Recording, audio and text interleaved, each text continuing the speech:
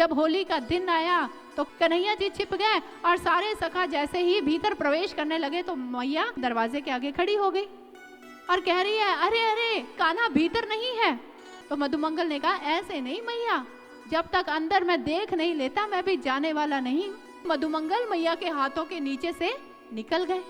अब जब निकल गए तो अंदर जाकर क्या देखा कि हमारे कन्हैया छिप कर बैठे हैं। मधुमंगल ने कहा, कान्हा अरे तू यहाँ बैठा हुआ है, सब तेरा इंतजार कर रहे हैं कि तू बाहर आकर होली खेले।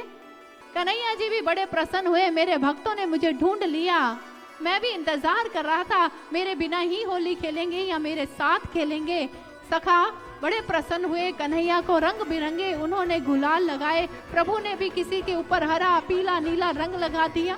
श्याम प्रभु के कृपा मेघ में, श्याम प्रभु के कृपा मेघ में भीगे नर नारी, होली खेले ब्रिज में कान्हा हाथ में लेकर पिचकारी, होली खेले ब्रिज में कान्हा हाथ में लेकर पिचकारी, होली खेले ब्रिज में कान्हा हाथ में लेकर पिचकारी।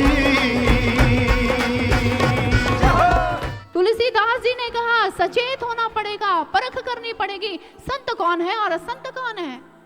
भागवे वस्त्र धारण कर लेना, धार्मिक ग्रंथों का लंबा चौड़ा व्याख्यान दे देना, भजनों पर नचा देना, जुमा देना, ये संत की पहचान नहीं है। संत कबीर दास जी अपनी वाणी में बड़ा सुंदर कहते हैं, साधो सो सदगुरु मोहे भावे। कौन सा सदगुरु भावे?